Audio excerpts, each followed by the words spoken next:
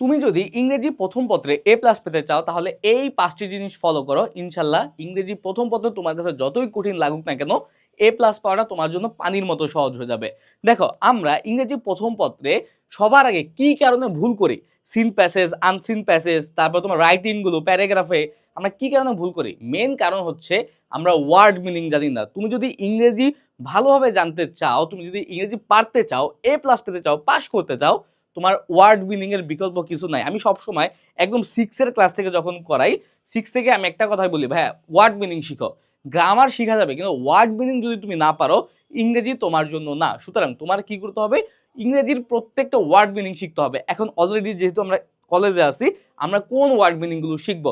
A for apple, B for ball না, তোমাদের বইয়ে ফার্স্ট পেপার বইয়ে English for today, English for today এই বইটা যে ওয়ার্ড মিনিং গুলো আছে সেইগুলো দেখবা যে আমি যখন তোমাদের পড়াইছি, তোমরা যারা আমার স্টুডেন্ট আছো সরাসরি তোমরা জানো যে আমি সবচেয়ে বেশি ফোকাস করছি হচ্ছে কি ওয়ার্ড মিনিং এ। কারণ ভাইয়া তুমি যদি ওয়ার্ড মিনিং জানো, তুমি হচ্ছে সিন প্যাসেজ যা আসুক না কেন তুমি বুঝতেছো যে এখানে কি বলছে, আনসিন প্যাসেজ আসলেও তুমি বুঝতেছো পরে যে কি কি বলছে। কারণ তুমি যদি নাই বোঝো, তুমি যদি ইংরেজির কি বুঝাচ্ছে এই প্যাসেজে ওইটা নাই ধরতে পারো, কখনো কি তুমি অ্যান্সার করতে পারবা? কখনোই অ্যান্সার করতে পারবা না। সুতরাং সবার আগে তোমার প্যাসেজটা বোঝা লাগবে, প্যাসেজের ভাবার্থ ধারণ করা লাগবে। এই জন্য সবার আগে ওয়ার্ড মিনিং করবা। এখন ওয়ার্ড মিনিং কই থেকে পড়বা? তোমার যে ইংলিশ ফর টুডে বই আছে, তোমার যেই ইংলিশ ইংলিশ ফর টুডে যে বইটা আছে, এটা কি তোমাদের যে বোর্ড বইটা, এই চিকন যে বোর্ড বইটা, ওইটার ওয়ার্ড মিনিং গুলো, প্যাসেজ গুলো ধরে ধরে ধরে ধরে বুঝে বুঝে পড়বা। আর অনেক জায়গা আছে পণ্ডিত আছে কিছু পণ্ডিতরা কি করে তোমার বাংলা অর্থ ছাড়া পড়ে, যে তোমার ইংলিশের ওয়ার্ড মিনিং গুলো আবার ইংলিশেই পড়ার চেষ্টা করে। কিন্তু না ভাইয়া, বাংলা খাস বাংলায় তুমি প্যাসেজটা পড়বা। কারণ তুমি বাঙালি, আমি বাঙালি, আমাদের মাতৃভাষা বাংলা। আমরা যদি বাংলায় যদি একটা জিনিস ধারণ করতে না পারি তাহলে আমরা কখনোই পারবো না। দেখো, আমরা চিন্তা করি কিন্তু বাংলায়, স্বপ্ন দেখি বাংলায়, সকল কিছু বাংলায়। কেউ কি আমরা চিন্তা করি যে যে আজকে আমি রাইস খাবো, আই উইল ইট রাইস? আমরা কিন্তু ভাবি যে আজকে আমি বাসায় গিয়ে ভাতই খাবো। আমরা কিন্তু বাংলায় চিন্তা করি। সুতরাং সবার আগে বাংলাকে ধারণ করবা, প্রত্যেকটা প্যাসেজের বাংলা যাতে তোমার সম্পূর্ণ মাথায় থাকে এই জিনিসটা মাথায় রাখবা। ওকে, প্যাসেজগুলো ভালোভাবে বুঝে বুঝে বাংলায় পড়বা।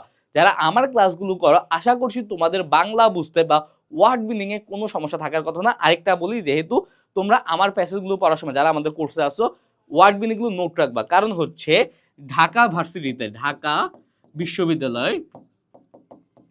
বিশ্ববিদ্যালয়তে এইখান থেকে তোমার আসবেই শিওর 10 মার্কস তোমার এই ওয়ার্ড মিনিং থেকে আসবে। আর ওয়ার্ড মিনিংটা কোথা থেকে আসবে? এই বই থেকে। সুতরাং এখন থেকে যারা ঢাকা বিশ্ববিদ্যালয়ের প্রস্তুতি নিতে চাচ্ছ তোমাদের অবশ্যই ওয়ার্ড মিনিং পড়তে হবে।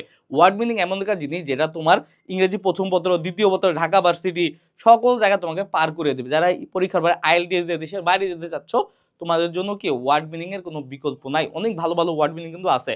তারপরে কি ওয়ার্ড মিনিং জানার পরে প্যাসেজগুলো যখন জানলা, তোমার বেসিক গ্রামার জানতে হবে। বেসিক গ্রামার বলতে কি, যে তোমার তো কোশ্চেন অ্যান্সার করা লাগবে, যে কিভাবে হচ্ছে আমাদের গ্রামারগুলো, টেন্সগুলো, সেন্টেন্সগুলো ওয়ার্ক করে। যে আমি যদি টেন্সের নিয়ম না জানি, আমরা প্রেজেন্টে কিভাবে লিখতে হয়, পাস্ট সেন্টেন্স কিভাবে লিখতে হয়, এগুলো যদি না বুঝি, ফিউচার সেন্টেন্স কিভাবে লিখতে হয়, তাহলে কিন্তু আমরা অ্যান্সার করতে পারবো না। সুতরাং আমার বেসিক গ্রামারগুলো জানা লাগবে। আমাদের সেকেন্ড পেপারের জন্য তো অবশ্যই গ্রামার ইম্পর্টেন্ট। সুতরাং গ্রামারগুলো কি তুমি শিখে নিবা যারা এখনো পারো না। একদম গ্রামার যদি বেসিক ভাবে জানো তাইলেও ইংরেজি প্রথম পত্রে তোমরা ইজিলি কি পার পেয়ে যাবা। তারপর আরেকটা দেখো, বোর্ড কোশ্চেন সলভ করবা বেশি বেশি করে। যারা একদমই দুর্বল বা যারা সবল, যারা অনেক ভালো করতে চাও, বোর্ড কোশ্চেন সলভ করার উপরে কিছু না। আমি বারবার বলি, বোর্ড কোশ্চেন তোমাদের জন্য হচ্ছে আইডিয়াল একটা জিনিস। এখন তুমি ওয়ার্ড মিনিং জানো, তোমার প্যাসেজ সম্পর্কে আইডিয়া আছে, এখন হচ্ছে তোমার বোর্ড কোশ্চেন সলভ করা লাগবে, মডেল টেস্ট দেওয়া লাগবে। কারণ হচ্ছে বইয়ের প্যাসেজে তুমি সিনগুলো পেয়ে যাচ্ছ, সিন বা বইয়ের গুলো পেয়ে যাচ্ছ, কিন্তু যখনই তুমি বোর্ড কোশ্চেন সলভ করতে যাবা তুমি আনসিন প্যাসেজগুলো পেয়ে যাবা। আনসিন প্যাসেজ যা বইয়ের বাড়ি থেকে আসে। তাইলে কি তোমার কোশ্চেন সম্পর্কে একটা আইডিয়া হবে যে কি ধরনের কোশ্চেন আমার আসে, কোশ্চেন প্যাটার্নটা কি, এটা তুমি জানতে পারবা। ওকে, এই প্রত্যেকটা জিনিস এইচএসসি 27 তোমাদের হাতে যেহেতু সময় আছে, তোমার বোর্ড কোশ্চেন ধরে ধরে ধরে ধরে এখন কয়টা মডেল টেস্ট কমপ্লিট করবা? আমি বলবো যে তুমি যদি আমাদের বই আছে, আমাদের কোর্সের মধ্যে আমাদের ইবুক দেওয়া আছে, ওই ইবুকটা ওপেন করে 1 থেকে 20 আর জীবনে তোমার কোনো মডেল টেস্ট কমপ্লিট করা লাগবে না, জীবনে না, পরীক্ষার আগে আর কমপ্লিট করা লাগবে না। তাহলে কি তোমার একদম কোশ্চেন প্যাটার্ন সম্পর্কে আইডিয়া হয়ে যাবে।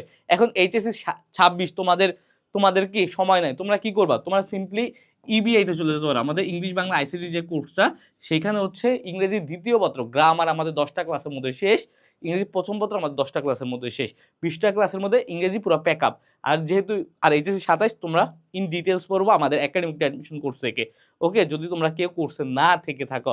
আরেকটা ব্যাপার হচ্ছে রাইটিং এর নিয়মগুলো, রাইটিং পার্টগুলো তোমাদের জন্য খুব বেশি ইম্পর্টেন্ট। যে রাইটিং জানে না সে কখনো ইংরেজিতে পাস করতে পারবে না, এ প্লাস পেতে পারবে না। কারণ হচ্ছে দেখো, রাইটিং তোমার কমন পড়ুক আর না পড়ুক এইটা ব্যাপার না, তুমি যদি রাইটিং এর নিয়ম অনুসারে গানও লিখে আসো তাহলে তুমি মার্কস পাবা।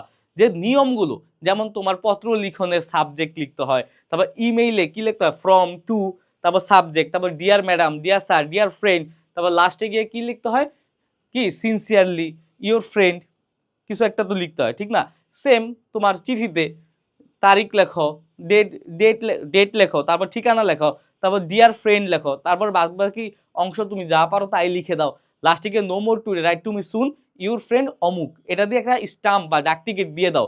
দেখবা যে কি, তুমি যদি ভুল ভালো লেখো নিয়ম ঠিক হওয়ার কারণে তুমি 5 নাম্বার পাবা, অর্ধেক মার্কস পাবা, 4 নাম্বার পাবা।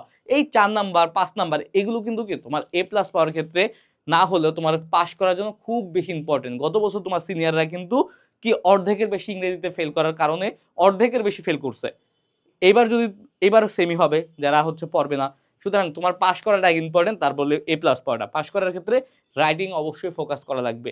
ওকে ভাইয়া, তাহলে এই কয়েকটা জিনিস দেখো, প্যারাগ্রাফ কিভাবে লিখতে হয়, কম্পোজিশন কিভাবে লিখতে হয়, তোমার লেটার কিভাবে লিখতে হয়, ইমেল কিভাবে লিখতে হয়, তারপর কমপ্লিটিং সেন্টেন্স কিভাবে লিখতে হয়, ফ্লো চার্ট কিভাবে লিখতে হয়, প্রত্যেকটা জিনিস, স্টোরি রাইটিং কিভাবে লিখতে হয়, রিঅ্যারেঞ্জ কিভাবে লিখতে হয়, প্রত্যেকটা জিনিস আমি নিজে তোমাদের নিয়ম ধরে ধরে শিখাই দিছি।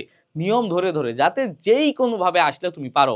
ওই ক্লাসগুলো করো সিম্পলি, একদম আর কিচ্ছু লাগবে না, জাস্ট নোট করে রাখবা। এই নিয়মগুলো জাস্ট আমি পড়াইছি তো আমি জানি, নোট করে রাখো, আর কিচ্ছু করা লাগবে না। এই নিয়মগুলো যদি নোট করে রাখো, আর যদি ভোকাবুলারি নলেজ তোমার একটু ভালো থাকে, তোমার ইংরেজিতে রাইটিং আর তোমাকে আটকাতে পারবে না ইনশাল্লাহ কেউ। টিচার চাইলেও তোমাকে খারাপ মার্কস দিতে পারবে না, কিন্তু প্র্যাকটিস করা লাগবে একটু। ওকে, এই হচ্ছে বেসিক ধারণা, আশা করছি তোমরা বুঝতে পারছো। তাহলে এইভাবে একটু লেখাপড়া করার চেষ্টা করো, ইনশাল্লাহ তুমি কয়েকদিনের মধ্যেই তোমার যে একটা পজিটিভ একটা চেঞ্জ ওটা তোমার চোখে পড়বে। ওকে, আর কোনো সমস্যা হলে আমাকে জানাও। আজকের ভিডিওটা এই পর্যন্তই, আবার দেখা হবে, সেই পর্যন্ত সুস্থ থাকো, ভালো থাকো, আসসালামু আলাইকুম।